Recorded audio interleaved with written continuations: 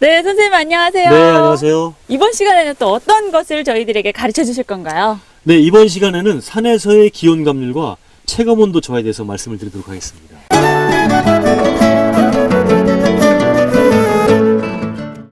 선생님, 근데 지금 저희가 산 속에 있잖아요. 근데 굉장히 추워요. 이 산 위로 올라오다 보니까. 네. 그런데 생각해 보면은요, 이 산은 꼭대기로 갈수록 태양과 더 가까워지니까 따뜻해져야 되는 거 아닌가요? 오히려 더 추워져서 네. 예, 보통 이렇게 태양 가까이 가면 뜨거워야 되는데 네. 이렇게 산 높이 올라가면 기온이 점점점 낮아지는 그런 현상을 네.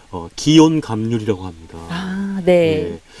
네, 이 기온 감률은 왜 발생하냐면은 일단 태양이 지표, 땅을 데핍니다. 네. 그래서 따뜻한 땅으로부터 복사열이 위로 올라와서 공기를 데피는 것이죠. 네. 그래서 기온이란 것은 바로 공기의 온도. 그래서 공기가 따뜻해져서 기온이 올라가는데 네. 높이 올라갈수록 어떻게 되는 거죠? 따뜻한 땅으로부터 멀어지니까 멀어지니까. 복사열을 적게 받아서 기온이 낮아질 수밖에 없는 거죠. 그리고 또 하나 요인이 있는데 그건 뭐냐면은 네. 높이 올라갈수록 기압이 낮아지죠. 그렇죠. 네, 그래서 공기의 밀도도 낮아지기 때문에 공기 분자끼리 서로 마찰을 일으키면서 마찰열이 발생해서 네. 또 따뜻해지는데 공기가 희박해지니까 마찰료도 적어져서 그만큼 기온이 낮아질 수밖에 없는 겁니다. 그래서 이 두 가지 요인에 의해서 바로 기온 감률이라는 현상이 발생하는 거죠. 아, 그래요. 그러면은요, 이 네. 기온 감률이라고 하는 게요, 혹시 이런 통계적으로 얼만큼 올라가면 얼만큼 낮아진다 이런 수치가 있을까요?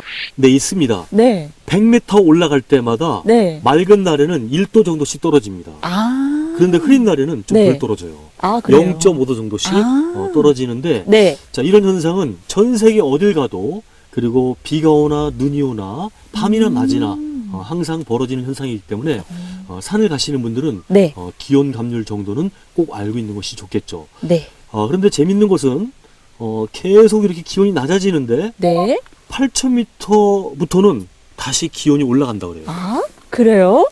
그런데 우리는 네. 거기까지는 신경 쓰지 마세요. 왜냐하면은 그렇죠. 우리가 8,000m 그렇죠. 이상 올라갈 일 별로 없잖아요. 네. 예. 네, 선생님, 그러면은요, 이렇게 산에 가면은요, 항상 바람이 이렇게 많이 부는데, 이 그렇죠. 바람이 부는 것도 기온 감률하고 관계가 있는 건가요? 바람하고 기온 감률하고는 전혀 관계가 없습니다. 아, 그래요? 예. 네. 보통 사람들이 바람이 불면은 추워지기 때문에 기온 자체가 좀 떨어지는 것으로 착각하시는 분들이 많은데 그렇죠. 전혀 그렇지가 않습니다. 공기 온도를 두 글자로 줄이면 뭐가 되죠? 공기 온도요. 네. 저를 너무 무시하는 거 아니세요? 기온 아닙니까? 기온. 네, 기온이죠. 그리고 바람이란 것은 바로 이 공기 이동이기 때문에 공기 자체가 이동하는 것이기 때문에 네. 바람이 아무리 세게 불어도 기온 자체가 떨어지는 건 아닙니다. 아. 그런데 다만 바람이 세게 불 때는 네. 우리 몸에서 우리 몸의 온기를 뺏어가죠. 그렇죠. 그래서 우리가 춥게 느껴지는 것인데 그래서 이것을 바로 바람에 의한 체감온도 저하라고 얘기하는 것이죠. 실제 기온과는 달리 우리가 느끼는 온도를 바로 체감온도라고 하는 거예요. 아, 그래요. 그러면은요, 그 기온 감률처럼요, 아까 이렇게 수치적으로 아까 100m 올라갈 때마다 1도씩 내려간다라고 말씀해 주셨잖아요. 네. 그것처럼 이 바람에 의해서도 우리 체감 온도가 내려가는 이런 통계 뭐 이런 게 있을까요? 네, 있습니다. 바람에 의한 체감온도 저하는 여러 가지 상황에 따라서 좀 달라질 수가 있는데 네. 보통 쉽게 계산하기 위해서 바람이 초속 1m의 속도로 불 때마다 네. 체감온도는 약 1.6도씩 떨어지는 것으로 보면 되겠습니다. 네, 그러면은요, 이렇게 높은 곳에서, 바람이 많이 부는 곳에 서 있으면은요, 이렇게 체온이 더 내려간다라고 볼 수가 있겠네요. 그렇죠. 산에 올라가면 이제 기온 감률, 네. 또 바람이 늘 불기 때문에 기온 감률과 바람에 의해서 우리 체감 온도가 얼마만큼 떨어지는지 갖다가 아, 네. 아까 이제 계산할 수 있겠죠. 네. 근데 이제 지금 화면에는 여러분들이 좀 더 이해하기 쉽게 기온이 몇 도 떨어질 때마다 또 바람이 어느 정도 세게 불 때마다 네. 체감 온도가 어떻게 떨어지는지를 도표로 아마 이렇게 설명이 되고 있을 겁니다.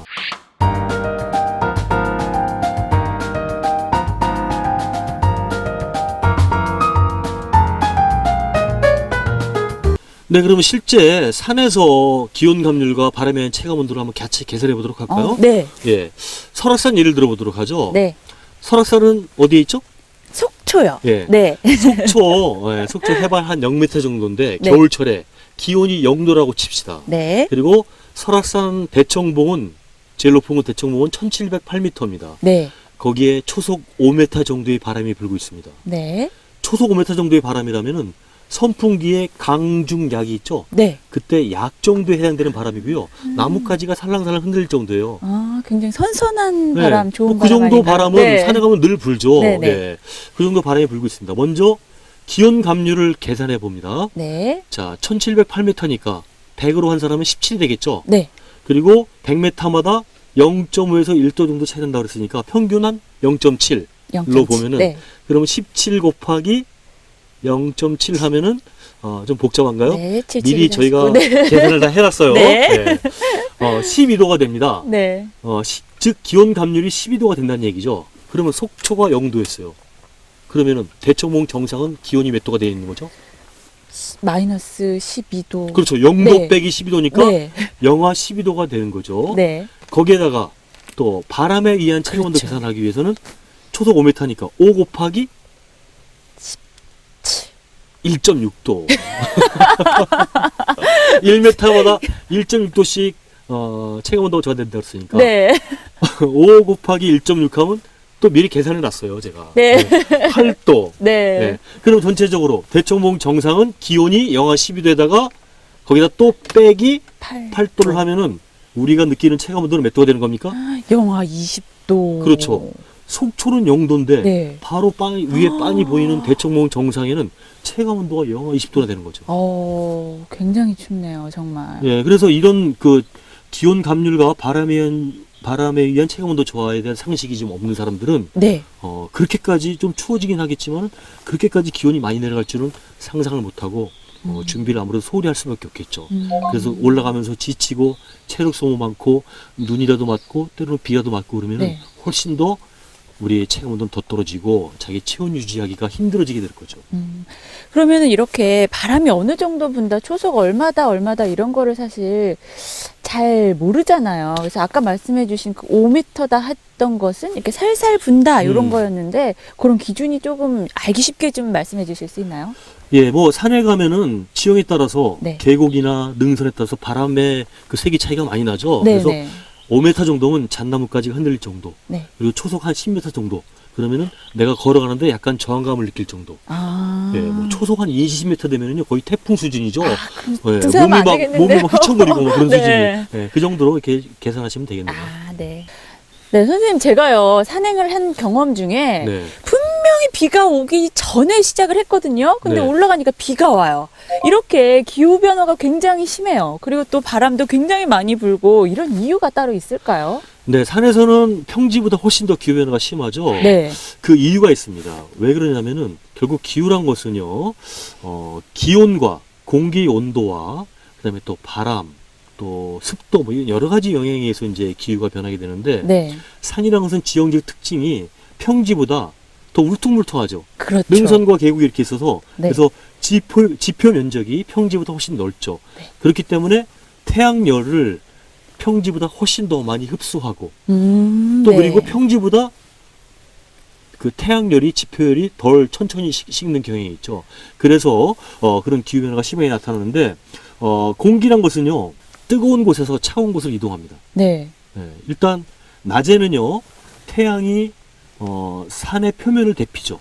그렇죠. 예, 그리고 위는 차갑고 땅은 따뜻하기 때문에 낮에는 바람이 산 밑에서 위로 따뜻한 곳에서 차가운 곳으로 위로 네, 올라가는 네, 거죠. 네. 그래서 산에 가면은 바람은 보통 낮은 곳에서 높은 곳으로 오, 올라갑니다. 네.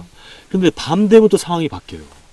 그렇죠. 밤 되면은 위는 이미 식었어요. 식었죠. 예, 네. 그런데 땅은 또 천천히 식잖아요. 네, 네, 그렇죠. 그렇기 때문에 그럼 산은 밤에는 바람이 어느 방향으로 불겠어요? 위에서 아래로. 그렇죠. 위에서 아래로 따뜻한 쪽으로 이렇게 불게 돼 있죠. 그래서 이런 네. 것을 갖다가 낮에는 위로 불고 밤에는 아래로 불고 이런 것을 일반적으로 나타나는 그 바람의 방향인데 이것을 산곡풍이라고 얘기하는 거죠. 네, 오늘 이렇게 기온 감률과 체감 온도 저하에 대해서 정말 간과할 수 없다라는 것을 여러분들 잘 아셨을 것 같아요. 그래서 이제 알 건 제대로 알고 스마트하게 등산하시는 법 잘 아셨죠? 꼭 그렇게 등산하시길 바랄게요.